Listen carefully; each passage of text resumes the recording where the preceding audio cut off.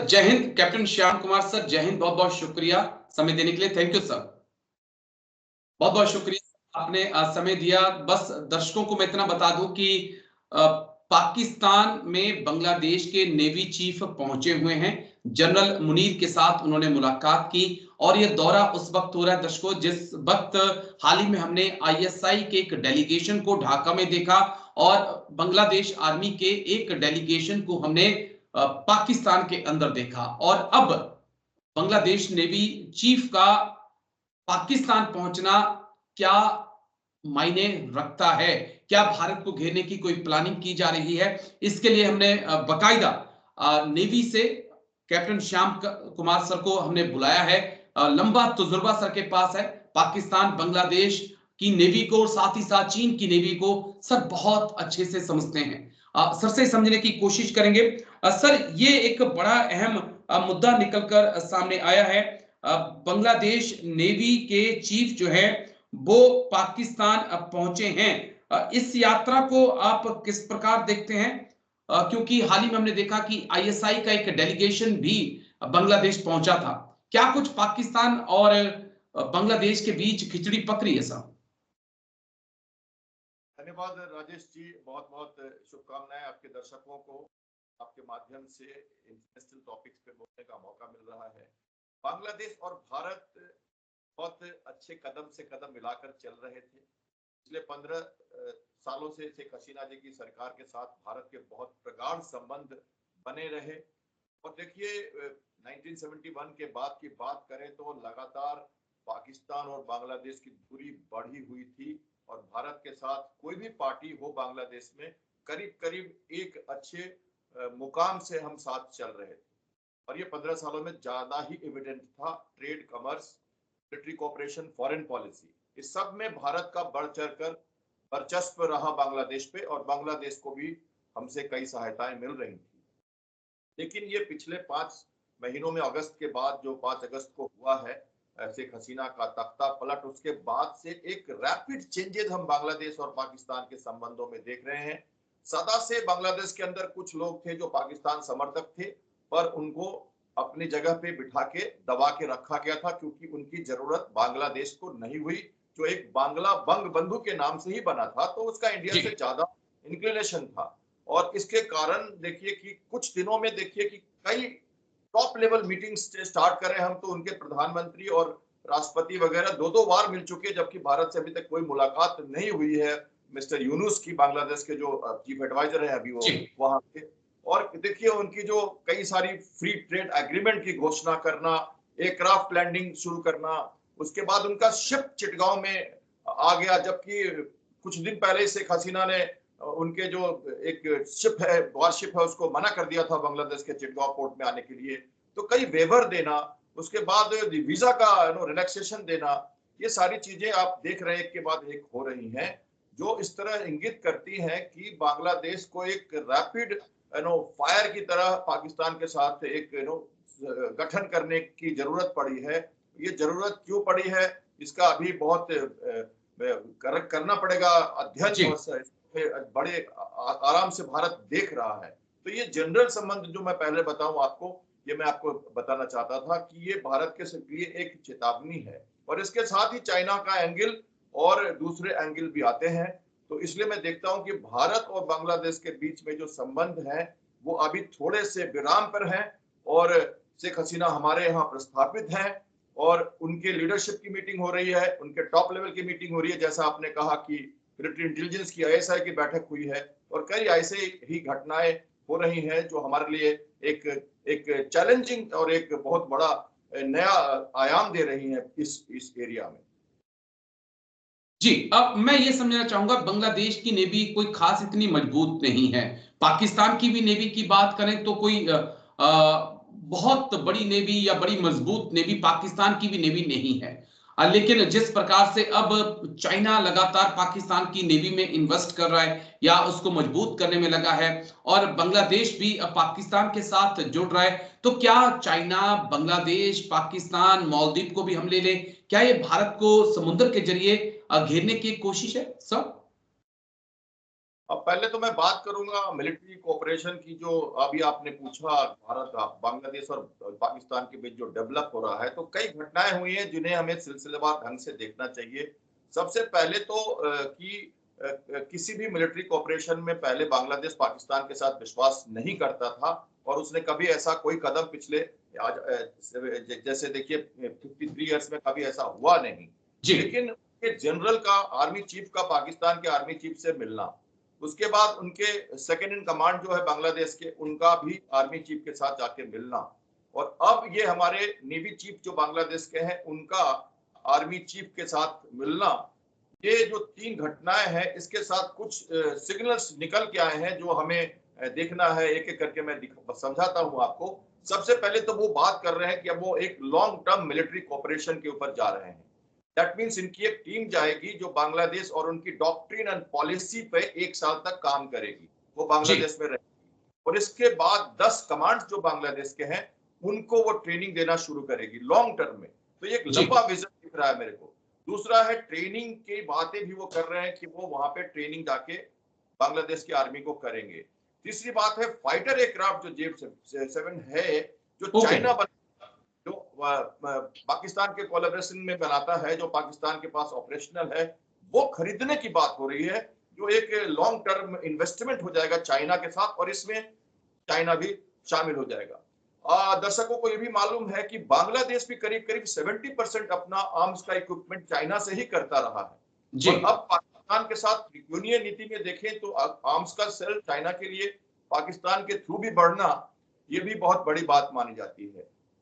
वैसे तो पाकिस्तान की अपनी ही स्थिति बहुत काबिज नहीं है, लेकिन फिर भी रीजनल माहौल को देखते हुए और चाइना की जो पॉलिसी है उसको देखते हुए ये त्रिशंकु जो बनता है, ये आर्म्स के सेल के साथ, मिलिट्री कोऑपरेशन के साथ, और कुछ और भी बातें हैं जैसे उनके ट्रेनिंग करना, उनकी शिप्स की लगातार मूवमेंट होना, और अब देखिए फरवरी में ही वो कराची में एक बड़ा नेवल एक्सरसाइज करने जा रहे हैं बांग्लादेश के साथ, जी और अगले उसके बाद वो बे ऑफ बंगाल में पाकिस्तान को इनवाइट कर रहे हैं कि वो एक्सरसाइज करेंगे। 15 सालों में पाकिस्तान और बांग्लादेश की नेवी ने कोई भी एक्सरसाइज नहीं किया था। तो ये एक बहुत बड़ी बात है कि ये नई घटनाएं, वो भी इतनी रैपिड फायर में होना, इसकी क्या जरूरत बनी, ये अब ये एक बड़ा प्रश्न चिन्ह उठाता है दर्शकों के दिमाग में, भारत के दिमाग में, पूरे रीजन के दिमाग में, किसकी जरूरत क्या पड़ गई इतनी ज्यादा, जहां बिल्कुल बातचीत बंद थी, बड़ी दीवार थी दो भाइयों के बीच में, और वो बिल्कुल कंक्रीट बना के भारत ने बना दी थी 71 में, उसको तोड़ के आपस में हाथ मिलाना, और वो झरोखे से एक दूसरे को हाथ हिलाना, ये इसकी आवश्यकता क्यों पड़ गई? तो ये जी मिलिट्री को एक एक बात आपने बड़ी अहम कही captain Shyam Kumar Sharma sir, Kumar sir, कि बे ऑफ बंगाल में भी अब पाकिस्तान की नेवी को हम देखेंगे। कानून क्या कहता है कि क्योंकि अगर बे ऑफ बंगाल में आना है तो भारत आपको कई जगह चेक कर सकता है, भारत के बिना चेक के आप बे ऑफ बंगाल में फ्री और ओपन होकर ऑपरेट नहीं कर सकते हैं, क्योंकि ये वो जगह है जहां पर हमारा दबदबा है। तो क्या अगर पाकिस्तान की नेवी भी आती है हम उसे चेक कर सकते हैं? अब बिल्कुल रीजनल स्टेबिलिटी की बात मैं करूंगा इसके बाद, लेकिन उसके पहले मैं ये बता दूं कि एक्सक्लूसिव इकोनॉमिक जोन जो हमारा 385 किलोमीटर का है, 200 नॉटिकल माइल का, हमारे भारत की कोस्ट लाइन 7500 कोस्ट लाइन के साथ साथ साथ हमारे जो आइलैंड्स है लक्षद्वीप और मिनिकॉय, और हमारे साथ जो अंडमान एंड निकोबार, इनकी पूरी सुरक्षा की जिम्मेवारी नेवी लेती है कोस्ट गार्ड के साथ। और देखिए एक्सक्लूसिव इकोनॉमिक जोन जो 200 नॉटिकल माइल का है, उसमें कोई भी शिप फ्रीडम ऑफ नेविगेशन में जा सकता है, कोई एक्सप्लॉयटेशन, कोई रिसर्च, कोई स्पाइंग, कोई विजिलेंस या कोई एक्टिविटी नहीं कर सकता, कॉन्ट्राबेंड नहीं ले जा सकता, एक्सेट्रा। और उस क्षेत्र में भारत के नौसेना का अधिकार है कि वो पॉलिसिंग रोल करें, शिप को रोक सकते हैं, चेक कर सकते हैं, लेकिन वारशिप्स को ऐसे इम्यूनिटी होती है और उनको चेक्स नहीं किए जाते। 12 नॉटिकल माइल तक का जो हमारा टेरिटोरियल वाटर है उसमें वो नहीं आ सकते किसी भी कीमत पर, बिना परमिशन के। तो इस तरह से वो लंका के कोस्ट से होते हुए नीचे से जाकर हिंद महासागर से क्रॉस करके वो जा सकते हैं बे बंगाल में। पर भारत की नौसेना इतनी मजबूत है और इतनी जबरदस्त है कि हम शैडोइंग कहते हैं, जैसे ही कोई शिप की आहट हमें मिलती है, सबमरीन की आहट मिलती है, हमारे शिप से एयरक्राफ्ट वहां पहुंच जाते हैं और उसको शैडोइंग करते हैं, स्पॉट करते हैं और उसको रास्ता दिखा देते हैं कि अपनी तरफ जाओ, इस तरफ आना ठीक नहीं। पीएलए की नेवी की कई शिप्स आपने सुना होगा, सैटेलाइट ट्रैकिंग कर रहे हैं, जी हमारे यहाँ स्पाइक कर रहे हैं, विजिलेंस कर रहे हैं, हाइड्रोग्राफी सर्वेलेंस कर रहे हैं, सबमरीन की ऑपरेशन की क्षमता बढ़ाने के लिए वो इंटेलिजेंस गेन कर रहे हैं, हमारी फोटोग्राफी कर रहे हैं। उनको हम खदेड़ते हैं, उनको हम बताते हैं। फिलीपींस में चाइना के साथ लगातार हो रहा है, साउथ चाइना सी में ये घटना है। हमारे कोस्ट गार्ड शिप को भी चाइना की शिप ने जापान से आते हुए रोका था साउथ चाइना सी में। तो ये घटनाएं नेवी में होते रहती हैं और वो बिना हमारी इजाजत के या हमारी एक तरह से विजिलेंस के वो हमारे आंखों के नीचे से नहीं गुजर सकते। हम उनको उनका रास्ता दिखाते रहेंगे। तो हमारी नौसेना पोर्ट ब्लेयर में देखिए तो नॉर्थ और साउथ में दोनों तरफ नेवी ने नया बेस बनाया है, एयरबेस बनाया है और एयरफोर्स वहां पे पूरी तरह से एक्टिव है। हम लगातार पेट्रोलिंग कर रहे हैं। Long range maritime aircraft P8I और डॉर्नियर, ये दोनों ईस्ट कोस्ट पर है भारत की नौसेना के और पूरी तरह से सतर्क है बे बंगाल को सुरक्षित रखने के लिए। इसलिए कोई भी कदम उठाने से पहले वो सोचेंगे। तो एक लंबा समय लगेगा ये सब करने में। उनको एक्सरसाइज करना तो एक पार्ट है सभी का, डिप्लोमेसी होती है, फ्लैगशिप मिशन होता है। तो मैं ठीक है मानता हूँ कि हम जी। सुरक्षित। बस एक आखिरी सवाल, क्योंकि प्रधानमंत्री मोदी आज फ्रांस में हैं और चर्चा है कि 3 स्कॉर्पियन क्लास पनडुब्बी की सबमरीन की एक डील हो सकती है। कितनी इंपॉर्टेंट ये डील है सर? और जिस प्रकार से P-75 प्रोजेक्ट पे हम लोग काम कर रहे हैं, उस लिहाज से सबमरीन की कितनी जरूरत? क्योंकि चाइना लगभग 80 के आसपास सबमरीन लेकर घूम रहा है, हम लगभग 17 से 20 के आसपास हैं। अब बिल्कुल, पहले तो मैं चाइना की बात कर दूं। ये जो उनका जो स्ट्रिंग ऑफ पल्स का जो एक पॉलिसी है, जी जो circling of Indian ocean, India को इंसर्कल करना, तो वो कई बेसिस बना रहा है। उसमें मालदीव्स में भी उन्होंने लगातार कोशिश की है। पाकिस्तान तो ऑलरेडी कर चुके हैं। ग्वादर पोर्ट ऑफ सीपेक के बारे में आप जानते हैं, जो कॉरिडोर वो बना रहे हैं ग्वादर में। और वहां वो भी एक हमारे लिए बहुत खतरनाक बात है कि जब बांग्लादेश से संबंध होगा तो वहां से उनकी मूवमेंट शुरू हो जाएगी। और अगर देखिए, मेघालय, आसाम, बांग्लादेश की सीमाएं हमारे 4000 किलोमीटर हमारी लगती हैं, आसाम, वेस्ट बंगाल और मेघालय से। और आपको नहीं भूलना होगा कि हमारा चिकन नेक वहीं से गुजरता है और जी चाइना उस पर है। और इसके साथ ही नॉर्थ ईस्ट को डिस्टेबलाइज करना, आईएसआई का वहां जाना, ऑपरेट करना, ये सब दिखाता है कि चाइना एक लंबी नीति के साथ बांग्लादेश और पाकिस्तान को साथ ला रहा है। उसका सहयोग इसमें है। और जी चाइना पीएलए नेवी जो बढ़ रही है लगातार, उसको काउंटर करने के लिए नेवी को सशक्त नौसेना की जरूरत है। 6 स्कॉर्पियन सबमरीन हम मेजगॉन डॉक में बना चुके हैं और 3 और हम उसी तरह से बनाएंगे। ट्रांसफर ऑफ टेक्नोलॉजी के साथ हम इंडिया में बना रहे हैं। तो एक बड़ी बात है कि हम खरीद तो रहे हैं, लेकिन लेबर, हमारा ब्लू इकोनॉमी में इसका growth, ships and harbours and port, जो हमारी जो कैपेबिलिटी है शिप बिल्डिंग, उसमें भी इजाफा होगा। और हमारी कुशलता जो मेजगॉन डॉक ने बनाई है वो कंटिन्यू कर जाएगी इन 3 सबमरीन के साथ। इसके साथ ही हमने न्यूक्लियर सबमरीन के भी कैबिनेट कमेटी ने अप्रूवल दे दी है। तो हम उसको देखते जर्मनी से जो खरीद रहे हैं, ये एयर इंडिपेंडेंट प्रोपल्सन के साथ जो 2 सबमरीन की बात बन गई है, जिसको हमने अभी शुरू कर दिया है उसके ऊपर काम करना और कॉन्ट्रैक्ट का। तो वो भी चाहिए। बैलिस्टिक सबमरीन हमारी देखिए, अरिहंत, अरिघट और अरिधमन की आहट भी आप इस साल आप सुनने वाले हैं, जो हमने पिछली बार आपके साथ कवर किया था आपके साथ। जी जी। तो ये सबमरीन 18 से 20-25 सबमरीन हमें अगले 3-4 साल 5 सालों में चाहिए ही चाहिए। और तीसरे एयरक्राफ्ट कैरियर की भी जरूरत हम महसूस कर रहे हैं। Sea control by aircraft carrier, sea denial by ship submarines. इसके साथ ही हम अपनी जो हमारी जो चोक पॉइंट्स है इंडियन ओशन की, मलक्का स्टेट है, सुंदरा स्टेट है, या गल्फ ऑफ एडन की एरिया जो है, बाब अल मंडेब है, गल्फ में है, इनको हम पूरी तरह से विजिलेंस में रख सकेंगे। और अपनी उसके साथ ही हम सबमरीन की क्रूज मिसाइल्स हम रशिया से अभी खरीद रहे हैं, जो कि लैंड अटैक कर पाएगी। तो जो जर्मन सबमरीन पहले से हमारे पास सबमरीन है या रशियन सबमरीन है, उनमें इनको ट्राई करेंगे हम। तो और उसके साथ ही एयर इंडिपेंडेंट प्रोपल्सन डीआरडीओ भी बना रहा है।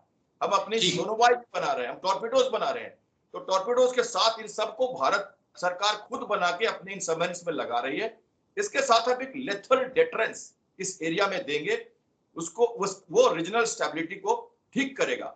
जबकि ये बांग्लादेश और पाकिस्तान का संबंध और त्रिकोणीय जो बन रहा है चाइना, इसके साथ हम देखें तो ये रीजनल स्टेबिलिटी को डिस्टेबलाइज करेगा।